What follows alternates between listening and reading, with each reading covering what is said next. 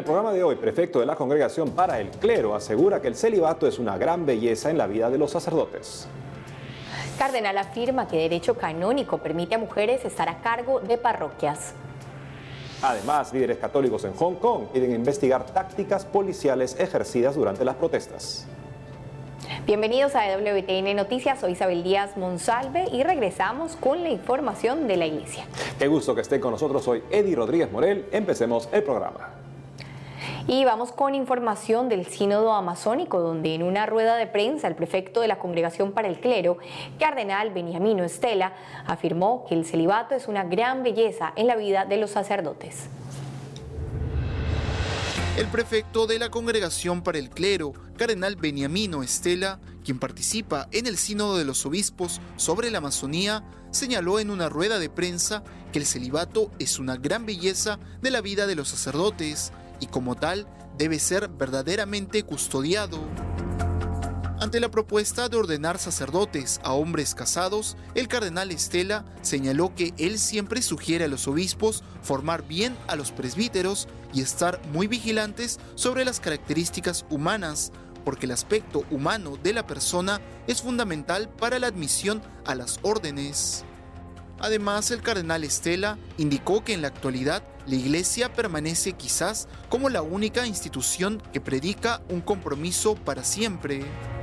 En esta línea, el purpurado señaló que el don del celibato representa hoy para los jóvenes y también para los sacerdotes un gran desafío personal y una tremenda exigencia interior, luego de un tiempo de formación y disciplina personal. Asimismo, el prefecto de la Congregación para el Clero comentó que la formación, la vida de oración y la disciplina personal tienen un significado especial en el celibato porque inciden en la vida de los sacerdotes. Sin embargo, manifestó que es necesario ser conscientes que vivimos en una cultura y en un mundo que representa una exigencia grande para los sacerdotes y para todos los cristianos. Ahora nos vamos hasta Roma, donde se encuentra nuestra corresponsal Mercedes de la Torre Cuellar, quien nos trae más información del Sínodo de los Obispos sobre la Amazonía. Adelante, Mercedes. Hola a todos, espero que estén muy bien. Les saludo con gusto desde muy cerca del Vaticano para informarles novedades sobre el Sínodo de los Obispos de la Amazonía, que terminará el próximo domingo 27 de octubre con una misa solemne en el Vaticano. Como ya hemos informado anteriormente, los padres sinodales han reflexionado sobre algunos de los desafíos pastorales para esta región panamazónica. Una de las cuestiones que se ha debatido ha sido el rol de la mujer en la Iglesia. Incluso algunos han hablado sobre el diaconado femenino. Un tema que el Papa Francisco pidió previamente a expertos estudiar y que el pontífice indicó que por ahora no se abre ninguna posibilidad. Sin embargo, cabe mencionar que el derecho canónico de la Iglesia Católica sí prevé que las mujeres tengan una participación más activa en la vida de la Iglesia. En concreto, el cardenal Oswald Gracias, arzobispo de Mumbai, India, quien participa en esta asamblea especial sinodal, explicó una cuestión muy interesante. El cardenal Gracias señaló que el derecho canónico contempla la posibilidad de que las mujeres puedan también hacerse cargo de las parroquias en caso de haber escasez de sacerdotes. Esto no implica ninguna ordenación diaconal ni presbiteral, sino que se necesita al menos de un sacerdote que acuda a la iglesia para administrar los sacramentos. Pero la Iglesia sí permite que mujeres religiosas o laicas administren y organicen las parroquias.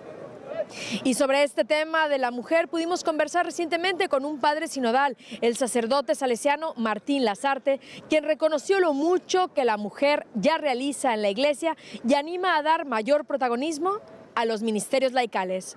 Veamos lo que dijo. La presencia de la mujer en la Iglesia es una presencia fundamental, significativa, masiva, que da consistencia, que da protagonismo. Entonces el papel de la mujer sin duda que es un elemento fundamental. El tema de la mujer y los ministerios ordenados, es el problema. Sin duda que la mujer en su participación en las decisiones, en el protagonismo de la Iglesia, son elementos que son evidentes y son que ya se están llevando a cabo. De hecho, muchas de las diócesis diócesis de la Amazonía que participan dan su testimonio de la presencia masiva en la guía, en la animación de las iglesias locales, del rol de la mujer. El tema que se discute es el tema de los ministerios ordenados. Entonces, para que la mujer sea protagonista, precisa que sea ordenada diácona o sacerdotisa. Ahí entra el elemento que justamente la Iglesia ha debatido en estos últimos años, que al menos con Juan Pablo II se llegó a que el tema como cerrado, digamos así, y después el Papa Francisco, después de mandar una comisión de estudios sobre el diaconado permanente de las mujeres, dice, por el momento no va, ¿no? Entonces lo que el sínodo puede hacer, me parece a mí, lo equilibrado es cómo en los ministerios laicales que existen, cómo dar mayor protagonismo a la mujer. Yo pienso que por esa línea, porque si entramos en la línea del empoderamiento, en la línea de los derechos, no es el camino propiamente evangélico que queremos seguir para ver nuestro servicio en la Iglesia. Y tras esta información reciente sobre el Sínodo de los Obispos de la Amazonía, me despido por hoy. El próximo sábado por la tarde, los padres sinodales realizarán la votación del documento final. Así que les mantendremos al tanto también sobre esta cuestión. Informó para ustedes en EWTN Noticias desde el Vaticano, Mercedes de la Torre Cuéllar. Hasta la próxima. Gracias, Mercedes. Y para terminar este bloque de noticias sobre el Sínodo de la Amazonía, los dejamos con nuestro director Alejandro Bermúdez. ¿Qué tal, amigos de EWTN Noticias? Desde aquí del Sínodo de los Obispos para la Amazonía, hemos llegado al fin de la semana laboral, pero el día más importante va a ser mañana. Y mañana, sábado, va a serlo porque el Papa va a estar presente en la votación número por número del documento final del Sínodo.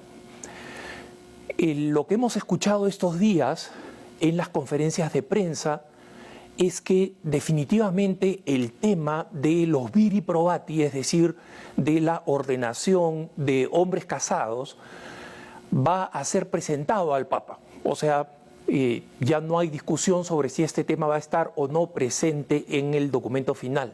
Va a estar presente.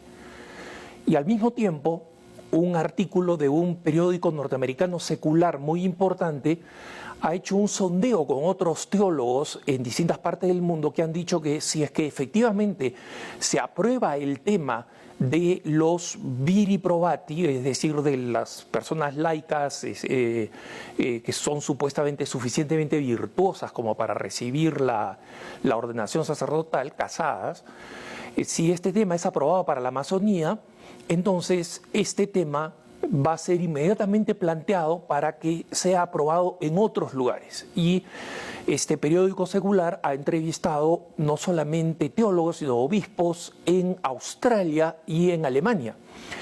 Y en consecuencia tendríamos otros dos continentes fuera de América Latina donde tendríamos el sacerdocio casado en el rito latino, y en consecuencia sería el fin del sacerdocio de rito latino como lo conocemos, ¿no? Entonces, este es un tema preocupante, pero es recién el fin de semana donde vamos a conocer el documento final oficialmente, y el lunes aquí en EWTN Noticias estaremos comentando para ustedes y dándoles a conocer detalles de este documento final. Por ahora los dejo en compañía con EWTN Noticias. Muchas gracias, Alejandro. Y bueno, este fin de semana entonces esperaremos el cierre de este sínodo que ha sido muy controversial, que ha sido difícil para nosotros. Tenemos que contarle a los televidentes también, en muchas ocasiones es difícil el poder informar, el traer estos puntos de vista, esas opiniones de diferentes obispos y sacerdotes. Creo que hoy podemos quedarnos mucho con la definición, lo que habla el cardenal Beniamino Estela, en que habla de esa belleza del celibato. Me alegra y me esperanza escuchar estas declaraciones de la importancia de la formación, de la disciplina personal y de la oración para poder vivir un celibato sacerdotal y en general para poder vivir pues de acuerdo a la fe, ¿no, Eddie? Y también nos Queda a nosotros pues rezar muchísimo también y pedirle al Señor que envíe su espíritu para que pueda estar muy presente en los padres sinodales y en el Papa Francisco, para que realmente pueda llevar a la Iglesia por caminos de santidad y para que en un afán de cubrir algo pastoral o con excusas de cubrir algo pastoral no se pierda lo doctrinal. Es lo que justamente nos ha causado esa dificultad, ¿no, Isabel? Ver que se hacen experimentos con la Iglesia, experimentos que no tienen una motivación evangelizadora por parte de algunos de los, digamos, una de las personas que se han expresado en este sínodo, que se jactan de no haber bautizado nunca a un indígena, por ejemplo. Vemos que parece que se está cumpliendo la expectativa de algunos de que este sínodo sea un medio para universalizar una nueva disciplina con respecto al clero y otros aspectos importantes de la doctrina, por parte de una parte de la Iglesia que no valora mucho la evangelización, sino más bien acomodar a la Iglesia a una cultura secularizada. En otras noticias les contamos que líderes de la Iglesia Católica en Hong Kong pidieron investigar las tácticas policiales ejercidas durante las protestas por el ahora retirado proyecto de ley de extradición. En medio de la continua controversia por las protestas que se desarrollaron a gran escala en Hong Kong desde el mes de junio y ante los temores de una represión por parte del gobierno comunista chino, el obispo auxiliar de Hong Kong, Monseñor Joseph Ha, y el cardenal Joseph Tseng, obispo emérito, apoyaron el pedido de investigar la violenta represión policial que se dio durante estos acontecimientos. En un pronunciamiento, Monseñor Ha manifestó estar convencido de que una de las formas para resolver la difícil situación es la creación de una comisión de investigación independiente. Esta declaración se publicó mientras la legislatura de Hong Kong completaba el proceso de retirar oficialmente el controvertido proyecto de ley de extradición que habría permitido al gobierno chino extraditar a presuntos delincuentes de Hong Kong a China continental para ser juzgados. Anteriormente, esta región administrativa no tenía acuerdos formales de extradición con China continental o Taiwán. Por este motivo, los ciudadanos y fieles católicos se opusieron ampliamente al proyecto de ley, temiendo que el gobierno, que ya busca controlar y reprimir el cristianismo en China, aproveche esta situación para reprimir aún más el libre ejercicio de la religión. Estimados televidentes, ya tenemos que hacer una pausa, pero al regresar, en Colombia realizan plantón para evitar reglamentación del aborto. Y en México, médicos podrían negarse a practicar un aborto o eutanasia.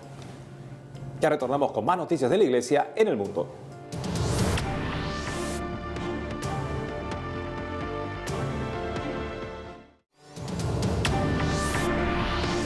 Seguimos con más información y ahora les contamos que Irlanda del Norte adoptó la legislación del Reino Unido y como resultado el aborto y el llamado matrimonio entre personas del mismo sexo serán legales. El pasado martes 22 de octubre, Irlanda del Norte adoptó la legislación vigente en el resto del Reino Unido, conformado por Inglaterra, Escocia y Gales. Como consecuencia de esto, el aborto y el matrimonio entre personas del mismo sexo ahora serán legales en toda la región.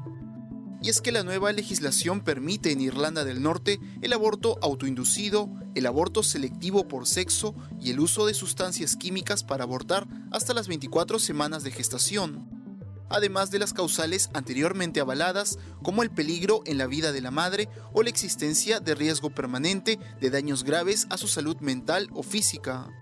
Por otro lado, se espera que los llamados matrimonios homosexuales comiencen a tener lugar en Irlanda del Norte en febrero del 2020, mientras que la nueva ley de aborto entrará en vigencia en abril de ese mismo año. Cabe señalar que el aborto ha sido legal en el resto del Reino Unido hasta las 24 semanas desde 1967 y se legalizó en la República de Irlanda en el 2018. Mientras que el matrimonio entre personas del mismo sexo ha sido legal en todo el Reino Unido desde el 2014. En este contexto, la Conferencia de Obispos Católicos de Irlanda del Norte condenó la medida del Parlamento británico como un uso de autoridad sin precedentes en la región. Y la plataforma Unidos por la Vida realizó un plantón frente al Ministerio de Salud y Protección Social de Colombia con el fin de rechazar una nueva iniciativa que busca reglamentar la ley del aborto que se despenalizó el 2006. El jueves 24 de octubre, la plataforma Unidos por la Vida de Colombia realizó un plantón frente al Ministerio de Salud y Protección Social para mostrar el rechazo de la ciudadanía frente a una nueva iniciativa que busca reglamentar la ley del aborto despenalizada por la Corte Constitucional de la Nación el pasado 10 de mayo de 2006, solo por casos de riesgo de vida de la madre, violación sexual y malformaciones fetales. En la actualidad, el Ministerio de Salud trabaja en la reglamentación de esta ley, que coloca el aborto como un derecho humano y con la posibilidad de practicarse durante todo el embarazo. Ante esta situación, la plataforma Unidos por la Vida buscó intervenir este proceso con una serie de argumentos en contra. Entre ellos, señalaron que la sentencia de la Corte asume unas competencias legislativas que no le corresponden. Por otro lado, se indicó que calificar al aborto como un derecho humano es ajeno a los tratados internacionales de derechos humanos, de los que Colombia es signataria. En ese sentido, el presidente de Unidos por la Vida advirtió que este proyecto niega la objeción de conciencia institucional, obliga al médico de conciencia a conseguir otro galeno que sí asesinaría al niño en el vientre de su madre, o en caso no haya doctor, se le exigirá hacerlo. Y finalmente, se incitará a las entidades prestadoras de servicio de salud a denunciar a todos los que busquen impedir este horrendo crimen.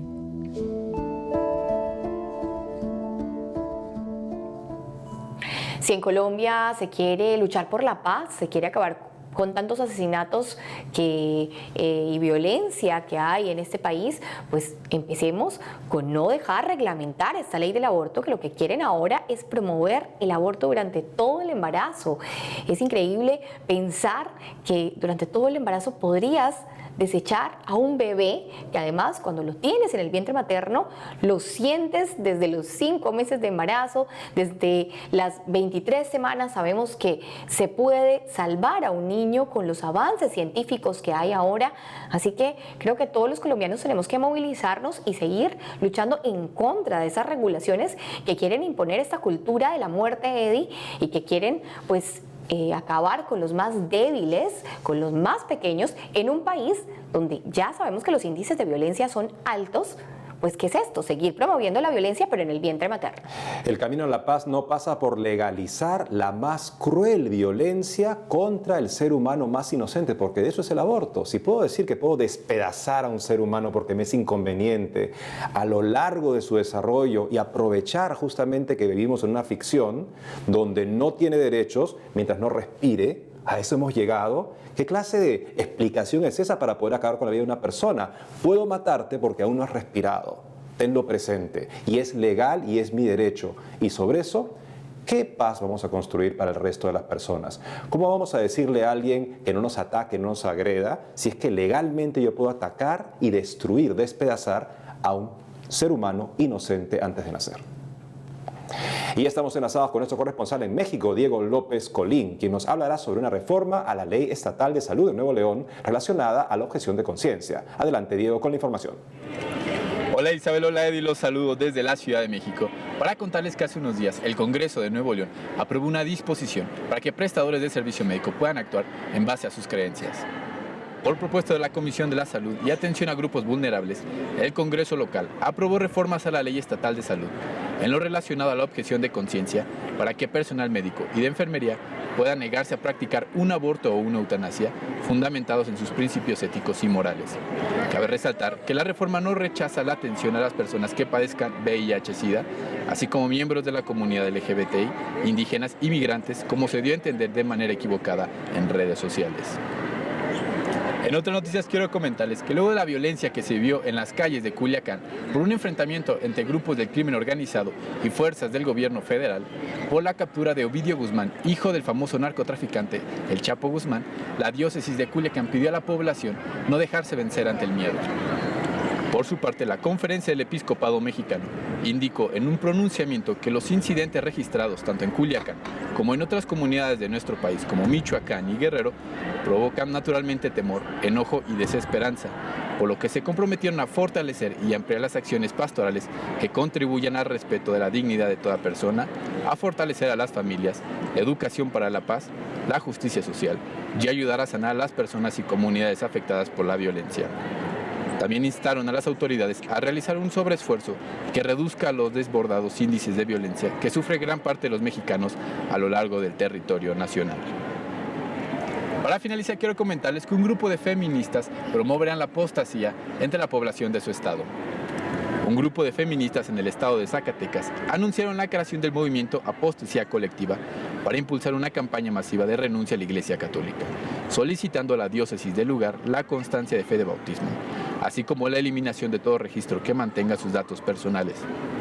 Ante esto, Monseñor Sigifredo Noriega, obispo de Zacatecas, dijo considerar la decisión de quien quiera renunciar a la Iglesia Católica. Sin embargo, pidió respetar a los feligreses, ya que el movimiento resulta ofensivo para los creyentes y fieles católicos. Se dio a conocer que hasta el momento solo una persona de esta diócesis ha presentado la solicitud para la apostasía. Amigos, esa es toda la información que tengo desde Ciudad de México. Les mando a todos un fuerte abrazo allá en el estudio. Reportó para WTN Noticias, Diego López. Y recordando que por estos días hemos celebrado la fiesta de San Juan Pablo II, les contamos que antes de ser nombrado Papa, el entonces Karol Wojtyła escribió la obra Amor y Responsabilidad, un escrito que plantea una mirada de la sexualidad a partir de la afirmación ama.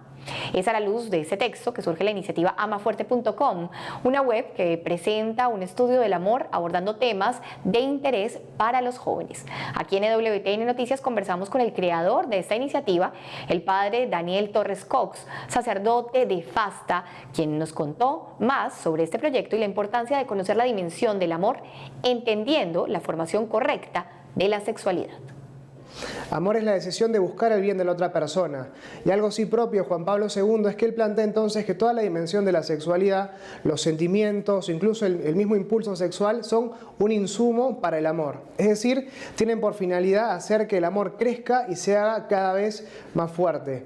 Por eso también un poco el riesgo de ir solamente por toda la dimensión de la sexualidad, haciendo que primen los sentimientos o prime el deseo que uno puede experimentar en un determinado momento, separado del amor, porque si bien los deseos en el fondo pueden, si es que uno los satisface, pueden llenar el cuerpo, no necesariamente satisfacen plenamente a la persona en su totalidad. Si es que yo me acerco a otras personas buscando principalmente mi bien y soy educado en eso, cuando después quiera amar, es decir, buscar el bien de la otra persona, ponerlo al otro en primer lugar va a ser muy difícil porque tengo que revertir ya el vicio, que es un hábito opuesto a aquel acto que yo quiero realizar, ¿no? Que es en este caso amar. En ese sentido es importantísimo trabajar en las razones que uno tiene para buscar realizar ciertos comportamientos o dejar de hacer ciertas cosas. Eso en primer lugar. En segundo lugar, algo que me parece también fundamental es tener en cuenta que la voluntad es como una especie de músculo del alma. Uno va al gimnasio, no levanta 20 kilos con una mano a la primera. Empieza con 2 kilos, empieza luego con 4, 6, etc. Bueno, lo mismo con la voluntad. Y nos vamos hasta España para contarles que la Arquidiócesis de Sevilla amplió su servicio de atención a la comunidad sorda y sordociega de la capital a través de un programa de Eucaristías interpretadas en lenguaje de signos. Para contarnos más detalles de esta interesante iniciativa está con nosotros vía Skype el padre Gumersindo Melo, director de la Pastoral de Sordos de Sevilla. Padre Gumersindo, le damos la bienvenida a EWTN Noticias. Hola, ¿qué tal? Padre, coméntenos primero, ¿cómo nació la idea de crear esta pastoral de sordos y cuál ha sido la acogida que ha tenido hasta ahora? La pastoral de sordos nació ahora unos 25 años en Sevilla porque hay muchas personas sordas y sordociegas que quieren vivir su fe y necesitan que nosotros, los sacerdotes y la iglesia, hablen el lenguaje de signos. ¿Nos podría contar en qué consiste este nuevo programa de misas interpretadas en lenguaje de signos y cómo se lleva a cabo? Mira, las personas sordas como nosotros, los oyentes, vivimos en los diferentes puntos de la ciudad y de la diócesis, en diferentes pueblos. Y necesitamos un sitio céntrico de paz y comunicación para que ellos puedan venir a la misa dominical.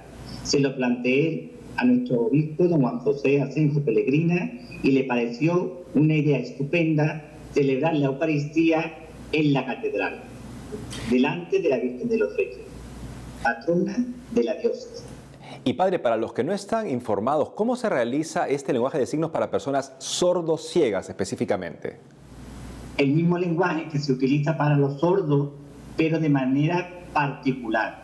Los signos se le hacen en las manos. En las mismas manos se le hacen los signos que ellos comprenden porque han aprendido ese lenguaje. Sabemos que ya tienen tiempo haciendo videos de lectura del Evangelio del Domingo que se comparten en las redes sociales de la Arquidiócesis. ¿Qué ha significado para usted esta experiencia? Ha sido todo un reto grabar semanalmente el Evangelio Dominical y ha tenido una aceptación no solo a nivel de la diócesis de Sevilla, sino en toda España. Todas las diócesis cuelgan en su página web el Evangelio de cada domingo y las personas sordas tienen un concepto mejor y más amplio cuando participan de la misa dominical.